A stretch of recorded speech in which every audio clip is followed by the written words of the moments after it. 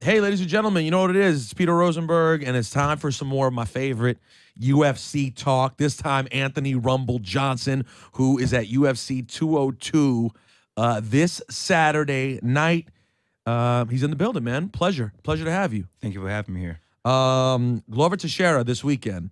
It's a very gringo way of pronouncing it, but whatever. I think that's how you pronounce it anyway. I mean, well, Brazilian, in Portuguese, everything's like Glover Texeira. Probably Texeira. Same thing, Texeira. Anyways, this weekend's a big deal. Let's start there. How are you feeling about your odds this Saturday? I feel great. I'm confident. I train hard, been training. This is the longest camp I've ever had because we had to push the fight back a couple of weeks. But other than that, everything's great, man. I feel good, healthy, and just ready. I'm ready to get it over with already. Well, it's been a lot of talk, a lot of chatter. Time to go. Yeah. Well, not even that, because Glover isn't a talker. I'm not a talker. But training so much for a couple of minutes, it's tough. It's very tough. And it must suck, too, because you're in the really disciplined zone, and then when you have to push it back a little bit, it's like, damn it, another couple weeks. I'm guessing your diet's more restricted. Everything's your whole regimen. You have to continue it for longer. Yeah, but I needed to push it back. I was dealing with some family things, so I couldn't focus on my family like I needed to, and I couldn't focus on fighting like I needed to. So, I'm never going to put my family on the back burner. The back burner at all, ever.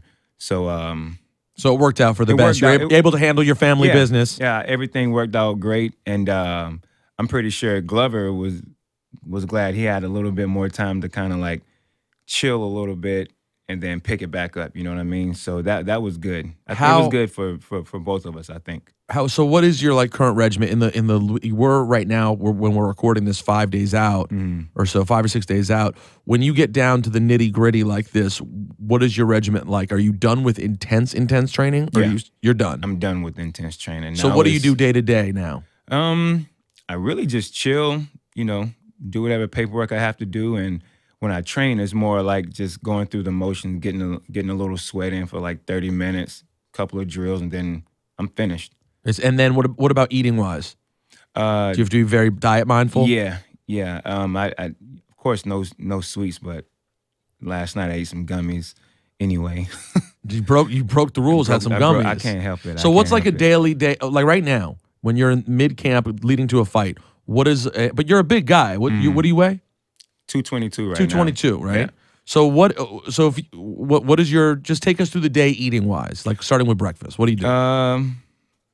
It can be like some egg whites with like might have spinach and some onions. But that's about it. Okay. Sometimes like my best friend makes my food for me. Okay. So she knows what I like and all that stuff. So it could be a protein waffle, you know what I mean? Something like that. Or it could be egg whites with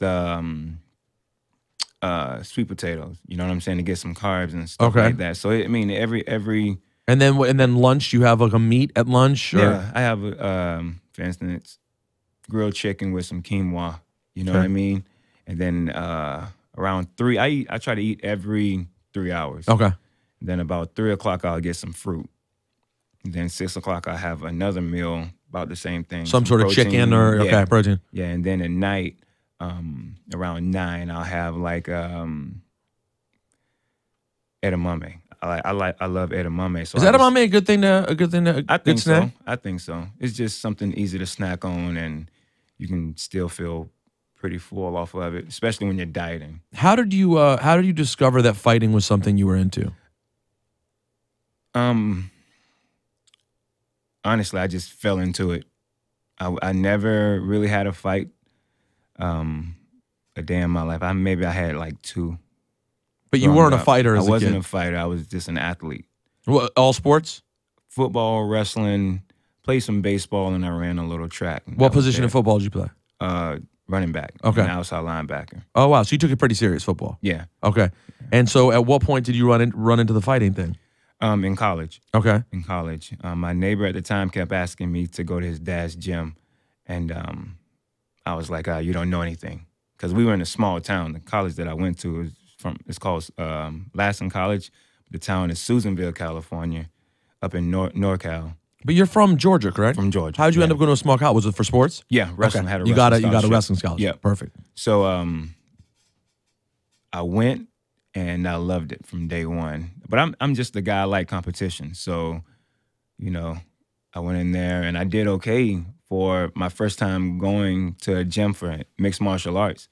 I was like, all right, I'm gonna stick with it. And now I'm here talking to you. And so when you sparred and you got smacked up a little bit, you didn't, because I'm guessing the way it goes is you either really don't like that feeling of someone hitting you in the face, or you're like, you know what, it's not that bad. The first time I held my own, you know what I mean? Like I said, I was just an athlete. So so at first it wasn't a matter of getting tested in that sense. At first it was more like, I might not get hit that much because I'm pretty good. Like you actually just seem pretty good. Yeah, I was hitting them more than they were hitting me. So do you remember the first time you, in either sparring or a real fight, in which you took a good shot to the face and it registered of like, oh, that's what happens when it doesn't go right? No, I can say this.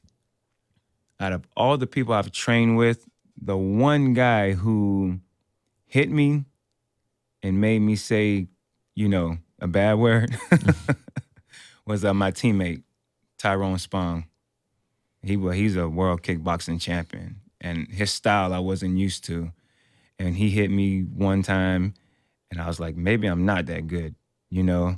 And I was already in the game 4 or 5 years. You know, I had a couple of UFC fights already. And he hit me, and everywhere I moved, he was What did he hitting hit me. you with? Everything. Everything. Oh, it all came. It all came. Everything just came, and it was powerful and fast. Well, that's how you know you're doing good training. Yeah, but then whenever, after training with him, I was like, I gotta get the same training you have. I gotta learn this. And his trainer came over to the team, and the rest is history. Now his trainer, our trainer, Henry Hooft, has me doing the same thing Tyrone does, you know, and everything's been going up since then. Is there one thing, like we always tend to think of on the outside, like, oh, you don't want to get punched in the face, but there obviously in MMA, there's a lot of ways that you can lose a fight. It's not often or always getting hit in the face. It can be submitting for a variety of reasons. Mm-hmm. Is there anything that fighters you think actually fear more than other things? And I don't mean fear necessarily in terms of pain, but in terms of it being something that could easily happen to you if you make a mistake? Yeah, I'm like, it happened to my teammate Tyrone. It's happened to Anderson Silva. You know, throwing a low kick and the guy checking it, and he kicks your knee, and next thing you know, your shin snaps in half. Oof. You know, that's what I'm afraid of. I break my hand. I've did that before. You know, if somebody throw a kick up high and they break my arm or something, I get it. But you know, that and the Silva thing was I mean, watching it was horrific. That's the only thing that I fear. That's all. That's all. And I mean, as far as the rest of, you know, the injuries and stuff that come with the sport, I think we're prepared for it. We're used to it. We know what can happen, but you don't expect to break your leg whenever you go into a fight. Daniel Cormier. Yeah. You lost last time you guys met each other. Mm-hmm. I know you want to make amends for that. What did he do well? Everything. He wore me down. That's just what he did. I was getting ready for John Jones, and then it got switched up 2 weeks prior or something like that, and I had to try and do what I could for, you know, getting ready for Daniel. And I hit him in the first round, first couple of seconds in the first round, and knocked him across the cage, hit the ground. And usually when people get hit by me, they don't really hop right back up. Daniel jumped up and was running for his life, and I was trying to catch him and gave him my all. In those couple of seconds, I was chasing him, and I emptied the gas tank, and he took advantage of it and wrestled me to death, and eventually submitted me. So my, you know, hat goes off to him, and he did an awesome job. So ideally, obviously, you have to handle Glover first this weekend at UFC 202, but then down the road, you would like to see Cormier one more time. Yeah. Like you said, first I got to get past Glover, who is legit, great fighter, very respectful, hardcore guy. And once I finish him off, I'll go and get Daniel. What do you expect to see from? Well, first of all, On a night like that, you know, you're going to fight right before the main event. Do you then go back? Let's say you win. You go back, you win your fight, you jump in the shower. Do you step outside of your shower, sit down, and watch McGregor and Diaz, or do you not even have time to think about anything else to get home? I really don't even want to jump in the shower after my fight. You want to watch? I want to sit in the crowd, you know, in the stands with everybody else and actually be a fan and watch the sport. So, yeah, I'm definitely going to try and just see that fight. Yeah. So what do you? Whenever they say, you know, the winner, you know, Anthony Rumble Johnson, raise my hand, shake everybody's hand. Pull up a seat right here for me. That's it. Well, what do you expect to see happen between McGregor and Diaz? A war. It's, you know, Conor came out the last time throwing heat. He was tagging Nate left and right. You saw Nate was busted up compared to Conor. And Nate is the toughest guy, in my opinion, in the league, you know, in the game. And he showed why, you know, he is Nate Diaz. He's, you know, he'll take it. He's so durable, and he'll win before you know it. But this time, Nate beat Conor out of shape last time.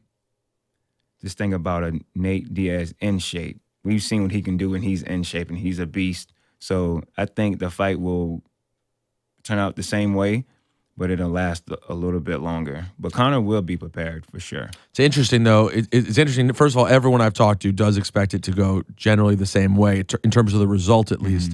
But it is very interesting because this time they're both absolutely preparing for each other. So, I mean, it'll be interesting to see if that makes a major difference or not. Of course, last time they weren't preparing for each other, you know, for almost all of that camp. So we'll see. That all goes down. It's on the same card that you can catch Anthony Rumble Johnson against Glover Texeira this Saturday night on UFC 202. Thanks for stopping by, bro. Thank you for having me. Yep, good luck. Thank you.